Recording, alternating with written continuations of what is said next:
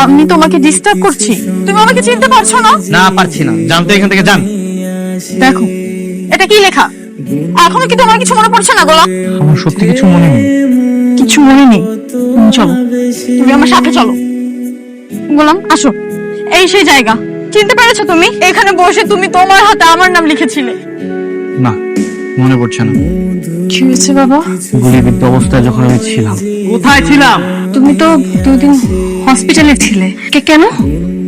আমার সাথে মিথ্যা কথা বলো না, সত্যি কথা বলো। তুই যেহেতু বুঝতে পারছিস, তাহলে তোকে এখন সত্যটা বলা উচিত। থামো মামা। শেহজাদ তোর উপর দুবার অ্যাটাক হয়েছিল। তুমি অ্যাটাকের পর ওটা খুঁজে পাইনি। 3 মাস থেকে পাগলের মতো খুঁজেছি। এরপর তুই মির্জা বাড়িতে বিয়ে করিস। ভাবি তো 6 মাস কেটে যায়। তোর উপর দ্বিতীয় অ্যাটাক করে দাউদের লোকেরা।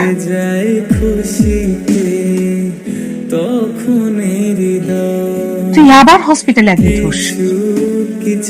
ফিরে আসার সাথে সাথে তোর স্মৃতিশক্তি ফিরে আসে। ইম্পসিবল। আমার সাথে এত কিছু ঘটে গেছে আর আমার কিছু মনে নেই। তোমরা মিথ্যা কথা বলছো আমার সাথে। না স্যার, মিথ্যা কথা বলছি না, এটাই সত্যি। মানে আমি যখন স্মৃতিশক্তি হারিয়ে ফেলেছি, আমি নিজে থেকে বিয়ে করেছি। গোলাম আর শেহজাদ পৃথক কেউ নয় বাবা। যে গোলাম এই বাড়িতে গোলামি করেছে, তার সাথে আমার বিয়ে হয়েছে। তার আসল পরিচয় হচ্ছে সে শেহজাদ চৌধুরী।